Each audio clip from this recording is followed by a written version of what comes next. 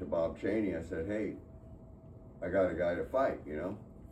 He says, yeah, we got this really tough guy that came down from Oklahoma with Dale Cook's guys and 135, and yeah, I got a fighter for him. I said, good, you know, because they kind of kicked me out of the gym, you know, he's, you know. So I started training Melcher, and so then I trained Melcher for like two months for that fight. Yeah. And we're gonna fight Bob Chaney's new up-and-coming lightweight, and we fucking beat the shit out of this dude. He didn't have a chance. And kickboxing fight? No, boxing? Muay Thai. Muay Thai? Yeah, on one of Dale Cook's cards at the Union Plaza. And then my other fights, Mike Thompson fought, but it was that one where I was fighting Bob Chaney's guy, who was trained by this other guy that they brought down to take my place. And I was pretty much done, you know. I didn't really want to do it anymore, but it was kind of a sweet revenge for me. And then I just had to concentrate on my family, and I trained. Oh, and then somehow that's when I met Allison. Mom had divorced me, Rick, and then when I moved into with Allison's, I turned that into a gym, and I still trained at Melcher, and he was like 4-0 at that time, and then every kickboxer in town wanted to train with me, so I set the garage up as a gym, and then we kept fighting at the Union Plaza, and then Master Toddy moved to town, and I'd heard of Master Toddy, so I went to Master Toddy's and I said, hey, you know, I got this fighter, Melcher. He's really, really good. He's world class.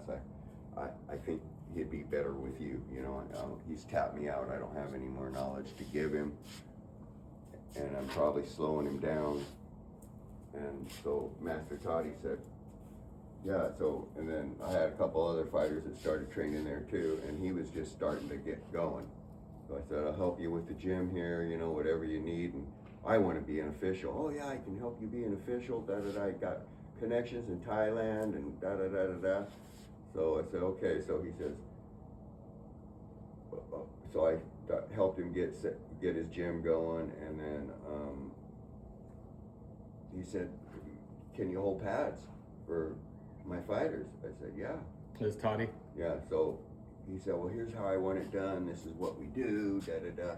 I learned really, really fast, you know, because did Kung Fu was really complicated, so it wasn't hard for me to pick up techniques real fast.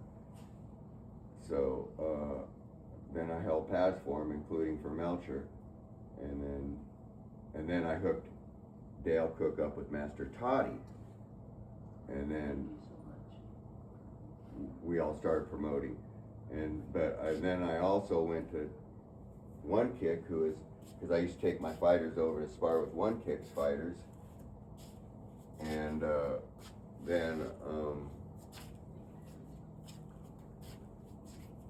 I told him, dude, you got to work together. If you promote shows, then Master Toddy will bring his fighters, and if Master Toddy promotes shows, then you'll bring your fighters, and everybody's successful, and the sport grows, you know.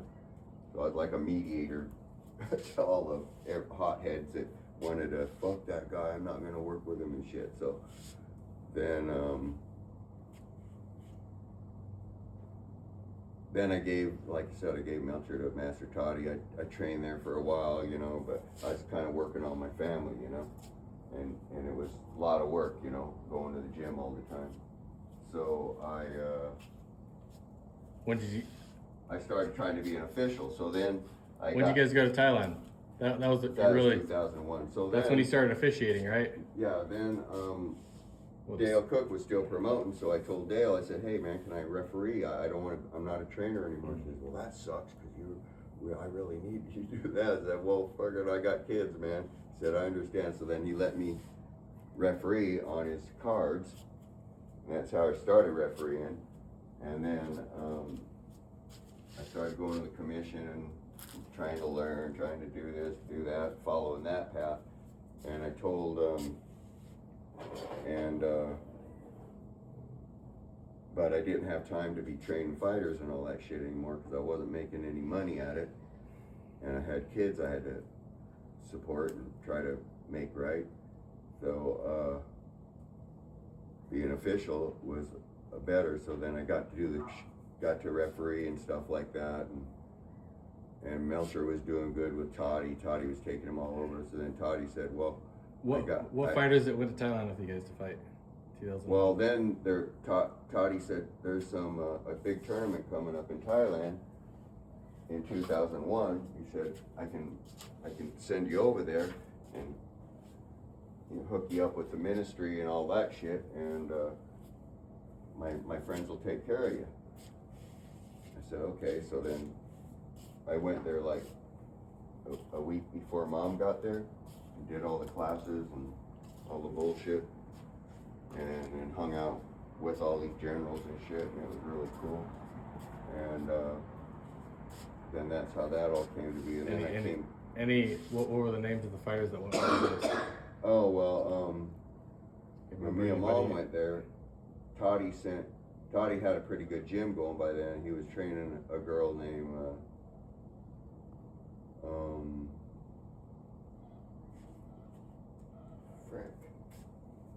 anyway, she's married to John Wayne Parr. Angela Parr. Yeah. Her name was Angela. I don't. And Gina Carano and Gina came, Carano. right? Well, that was later. And then, or later. So we went to Thailand. But that's one of Master Toddy's proteges, right? Gina Carano. Then we came back. Master Toddy got bigger and bigger. I started reffing. Then all of a sudden K1 came to town. That's when K1 came to town. So the commission said, yeah, you can you referee these K1 fights? I said, yeah. So I was just in, it all worked out good. And then I started reffing those K1 fights. And then Master Toddy opened up another gym and this camp and that camp. So then he got this bright idea that he was going to make a TV show, a reality show. So, and film it in Thailand. So he had Gina and this other girl named Lisa that we know and a couple other girls. And he called it, I think it was called Fight Girls or something. And then they filmed it in Thailand, and yeah, Gina was part of that show. But before that all came down, when we were at the gym, Toddy would have smokers, and I'd referee them, and then I'd go to the gym and train, you know, and because I liked hanging out with the badass Thais that he was bringing over to train guys, and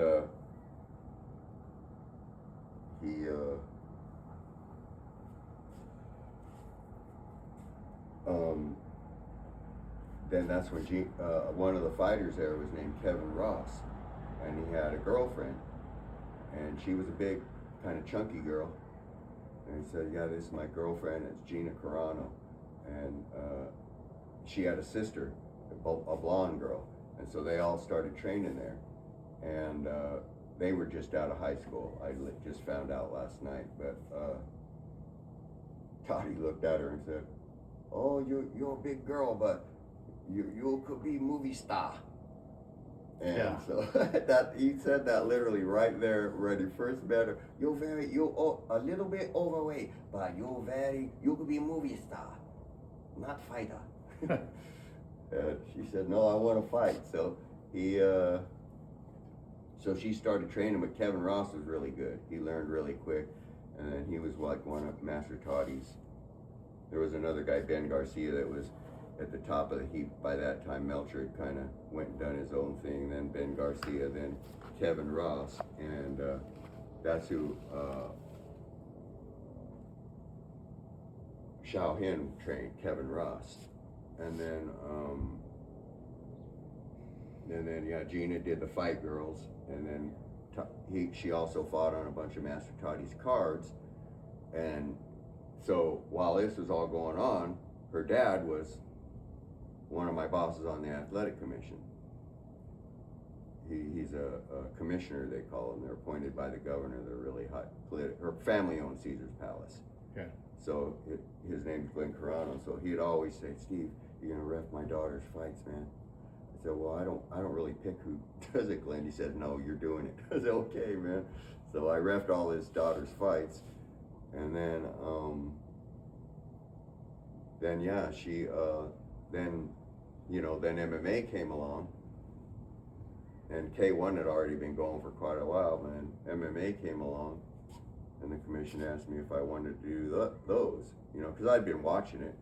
And I actually trained a guy that fought in a couple of the first UFCs.